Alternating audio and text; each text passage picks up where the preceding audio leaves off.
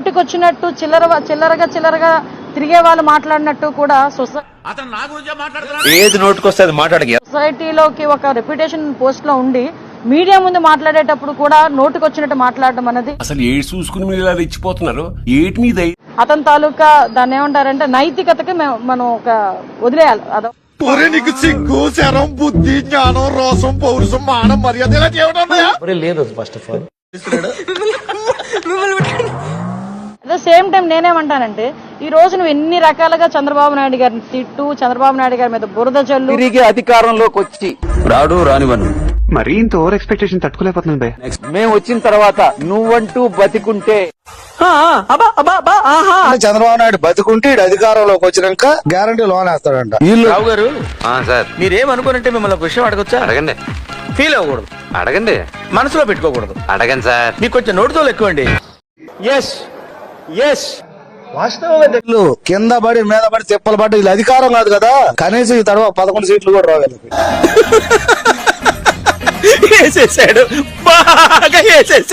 తిరిగి జైలు పాలు కాక తప్పదు. నీలాంటి యూజ్లెస్ ఫెలో తప్ప ఎవడు అలాంటి మాట అండు. పవన్ కళ్యాణ్ గారికి మాకు ఏదో మధ్యలోని చిచ్చు పెట్టాలని ప్రయత్నం ఎన్ని చెయ్యి. ఏమిరా బాలరాజు, ఏమిరా ఉపయోగం దేశానికి నీ వల్ల? ఏదన్నా పని చేసుకోరా బేవ. కానీ ఇన్ని మాత్రం వదిలిపెట్టేది లేదు. నెక్స్ట్ వేసేది నిన్నే. ఎంత మంది మీదకి నువ్వు వెళ్ళి ఎన్ని బురద జల్లాలని ప్రయత్నం చేసినా రేపొద్దు నా గురించి నువ్వు ఎన్ని మాట్లాడినా కూడా నేను కూడా భయపడేది ఏం లేదు. నేను మరీ అంత ఎదవలా కనపడుతున్నారా? ఓ మాదిరిగా కూడా కనపడలేదా? ఎందుకంటే ఈరోజు ప్రజల సొమ్ము తిన్నావు, ప్రజల సొమ్ము తిన్నారు మీరు అందరూ కలిపి. ఈ రేంజ్ లో తింటున్నావేంట్రా? ఈ రోజు చాలా ఆస్తులు కొల్లగొట్టారు. ఈ విషయాల మీద విచారణ జరుగుతుంది. నీకు దండం అమ్మా, నువ్వెక్కడ దొరికావే నాకు? ఈ విచారణలో వెళ్తుంది కాబట్టి ఎందుకు నీకు అంత భయం ఏంటి? నాకు భయం అవుతుందిరా. ఏమైతుందన్నా? ఏంటి నిజంగా నువ్వు చేయలేదు అనుకో, ఎంక్వైరీ చేసుకోమని చెప్పు. బాగుపడతావు పిచ్చి వెదవా. దాని గురించి మాట్లాడటం అనేది చంద్రబాబు నాయుడు గారు వయసు గురించి ఎందుకు మాట్లాడతాడు ఈయన? అసలు నాకు అర్థం కాదు. నోటి దూల అమ్మాతో మీరు కొట్టి పడి కాదు ఈ పాటి కాదు. పవన్ కళ్యాణ్ గారు గురించి చంద్రబాబు నాయుడు గారి గురించి మధ్యలో చిచ్చు పెట్టడానికి ఎందుకు మాట్లాడతాడు ఈయన? అరే నువ్వు బయటకు వచ్చావు, మేము ఆరోపిస్తున్నాం కొన్ని సందర్భాల్లో. ఆరోపణలకు విషయం చెప్పు. ఈ రోజు ఇచ్చిన వేస్ట్లే అంత దూరం ఎవడంతా బద్దకించి మానేస్తాడు. రోజు నా మీద ఎవరైనా ఆరోపించారనుకోండి, ఆ ఆరోపణలకు నేను సమాధానం చెప్తాను. దాని గురించి మాత్రం మాట్లాడరు వీళ్ళు. దేశంలో పక్కోడు పని మీద ఉన్నంత ఇంట్రెస్ట్ సొంత పని మీద ఉండదు జనాలకి. సంస్కారం వెంటనే టాపిక్ డైవర్ట్ చేసి మాట్లాడే పరిస్థితి లాస్ట్ 5 సంవత్సరాలు చేసి 11 తెచ్చుకున్నారు.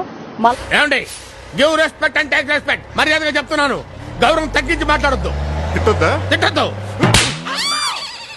మళ్ళీ ఈ 5 సంవత్సరాలు ఇదే గనక చేస్తే 11 కూడా రావు గ్యారంటీగా.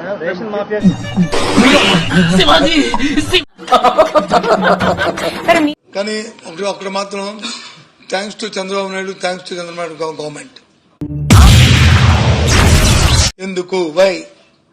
ఎందుకు మేము వచ్చి ఎప్పటికప్పుడే పెడుతున్నాం.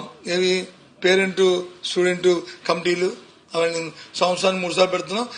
ఏం అర్థం కాకుండా మాట్లాడుతున్నాడు వాడు చెప్పేది ఏమిటో నీకు క్లియర్ గా అర్థమైతే నువ్వు నాకు చెప్పు, నేను వాడి మీద యాక్షన్ తీసుకుంటాను, నువ్వు చూసుకుందు గాని. ప్రతి సంవత్సరం ఆరంభంలో పెడుతున్నాం.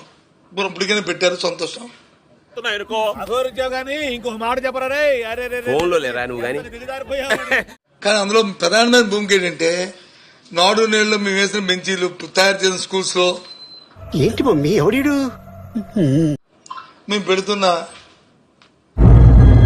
అంటే